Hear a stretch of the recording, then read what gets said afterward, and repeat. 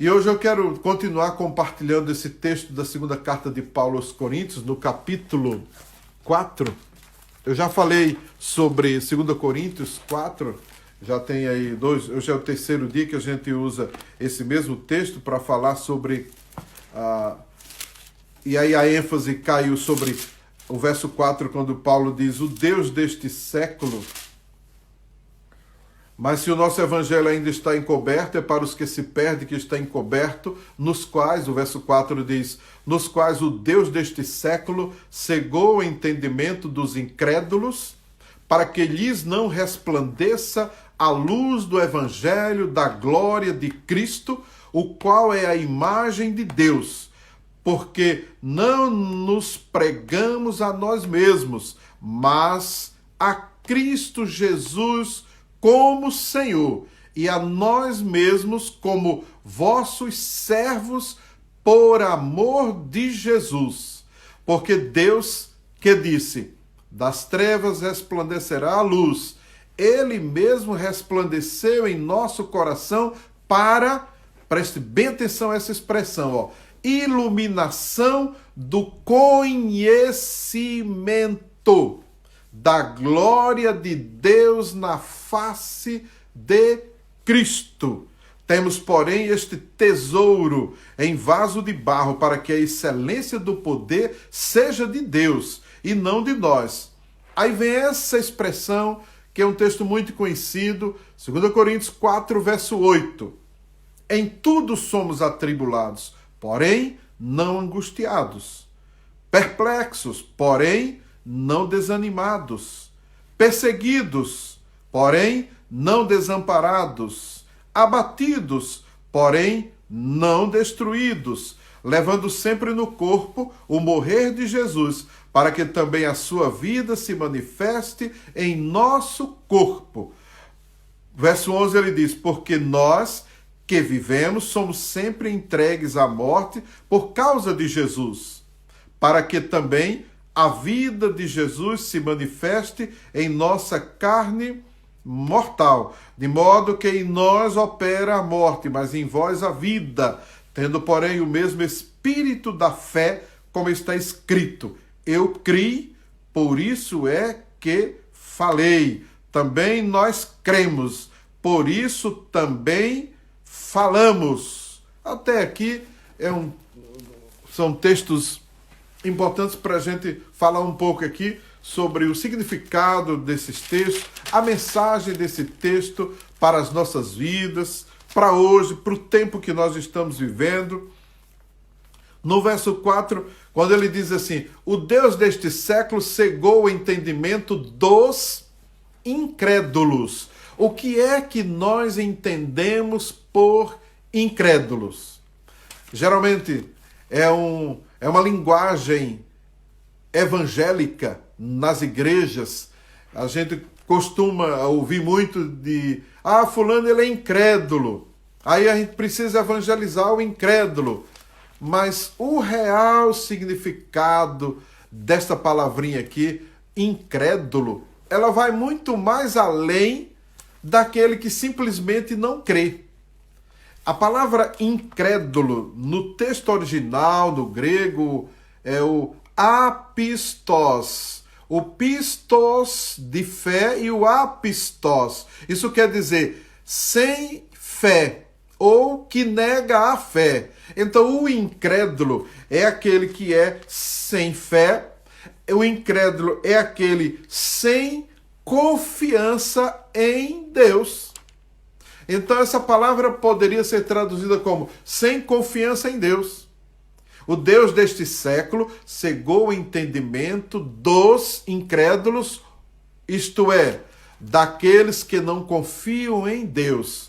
E eu quero perguntar a você agora, você confia em Deus?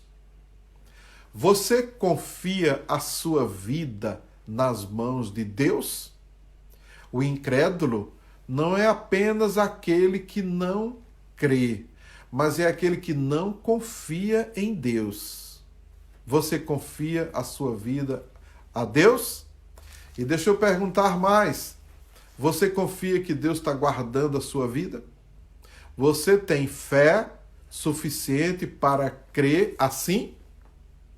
Então eu estou perguntando para você ter a oportunidade de ir meditando aí. Então o incrédulo não é apenas aquele que não crê, mas é também aquele que não confia em Deus. Então nós somos desafiados neste tempo de crise, neste tempo de pandemia, nós somos desafiados a confiar em Deus. Deu para entender? Então agora esse é o momento da gente demonstrar a nossa fé e não viver apavorado, com medo, não ficar em pânico, como muita gente tem ficado e vai até adoecer. Então hoje nós somos chamados a declarar e viver a nossa fé no Deus Todo-Poderoso, que nos sustenta, que nos guarda, e é Ele quem cuida de nós. Amém? Então escreva aí, eu confio em Deus. Então o nosso chamado nesse momento de pandemia é um chamado para testemunhar nossa fé e confiança em Deus. E as pessoas aí fora, aqueles que nós chamamos de incrédulos, eles querem ver em nós o testemunho da nossa fé, traduzida pela confiança em Deus, para que assim eles também passem a acreditar e confiar em Deus. Você entendeu o desafio, meu querido? Olha, mais gente chegando aí. Rosilda, seja bem-vinda. Elianai. Então, nós somos chamados para confiar em Deus nesse tempo de pandemia. Então, é uma responsabilidade, é um compromisso nosso, como crente em Jesus, ter um testemunho de fé capaz de contaminar, de contagiar e atrair as pessoas do nosso relacionamento nesse tempo de pandemia para que eles também venham e confiem no Senhor. Eles têm que olhar para a nossa fé e dizer assim, eu quero ter a fé que esse irmão tem. E aí você vai chamá-lo para desenvolver essa fé.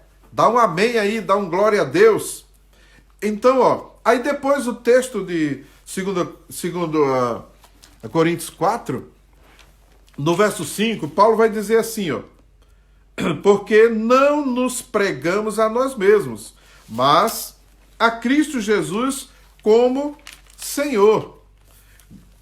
E ele diz mais, e a nós mesmos como vossos servos, por amor de Jesus. Aí Paulo está dizendo assim, nós não somos nada. Nós pregamos Jesus como Senhor.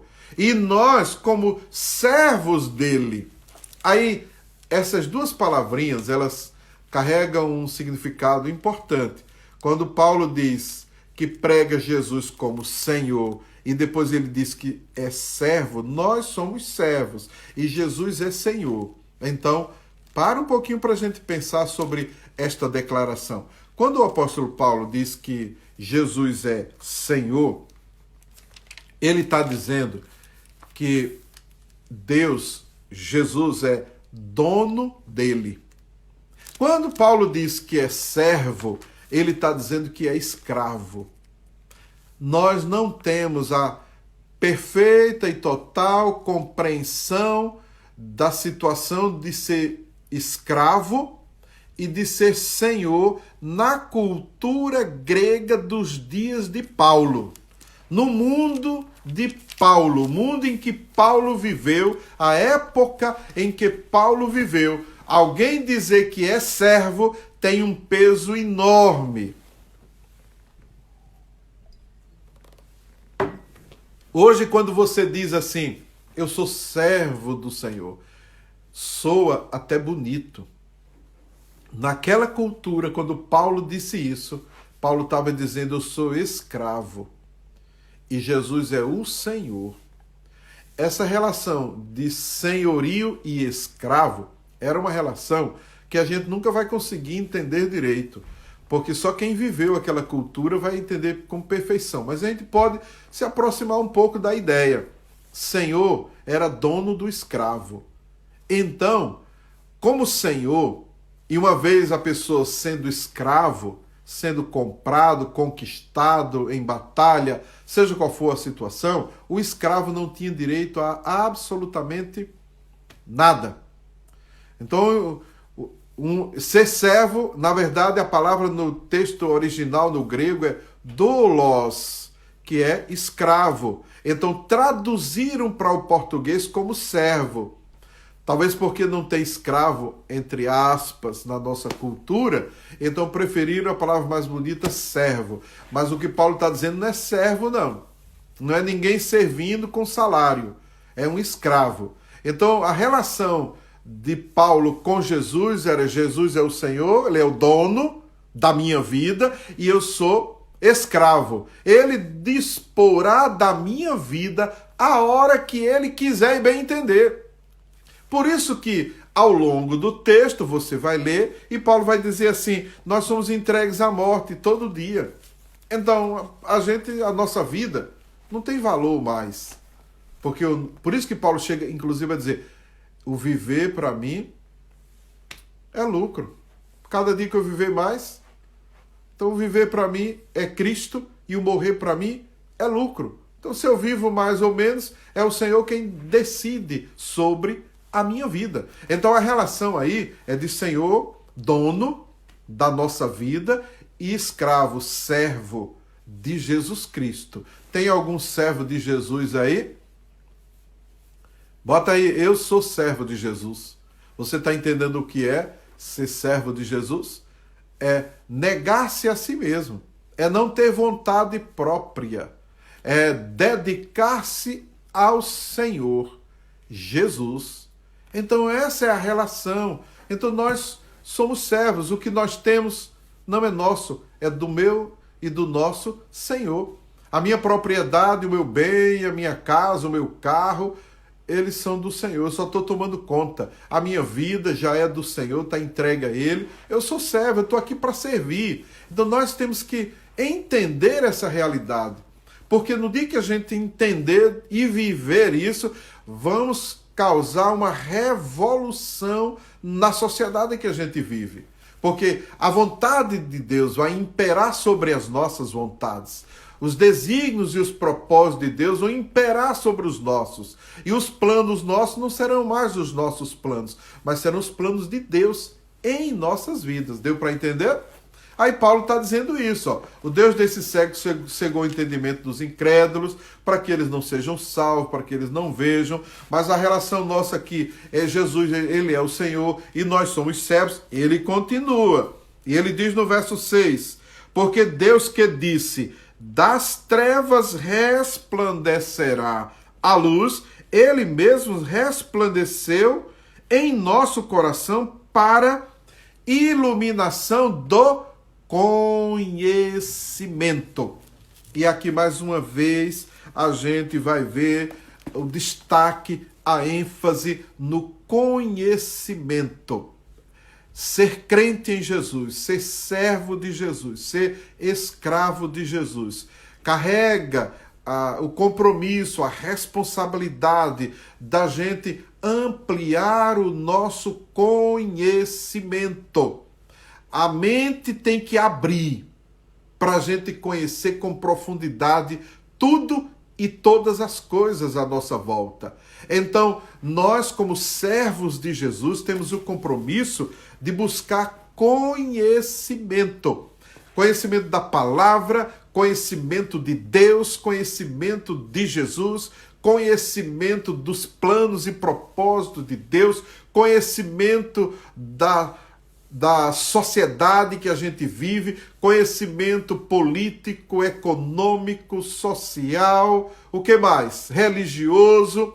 Nós, como discípulos de Jesus, somos desafiados a conhecer e a crescer em conhecimento dia após dia, conhecer a Deus. E quando Paulo escreve essa carta e diz: o Deus deste século cegou o conhecimento, cegou o entendimento, Paulo está dizendo: cuidado, crentes, porque Satanás vai tentar cegar o seu conhecimento, vai tentar prender a sua mente, e você foi chamado à liberdade. Então o desafio nosso é ser livre, liberdade no nosso conhecimento, liberdade no nosso pensamento, nas nossas ideias, no nosso coração. Paulo continua falando e tem uma parte muito interessante que ele vai dizer no verso 8, em tudo somos atribulados. Eu quero falar disso amanhã então, porque o nosso tempo já está chegando ao final. Então, olha, só para eu terminar esse pensamento aqui com as minhas anotações e observações, nós somos chamados a ampliar esse conhecimento sobre Jesus Cristo. Nós temos que conhecer a Jesus, porque quando a gente conhece a Jesus, a gente se aprofunda do amor de Jesus em nós.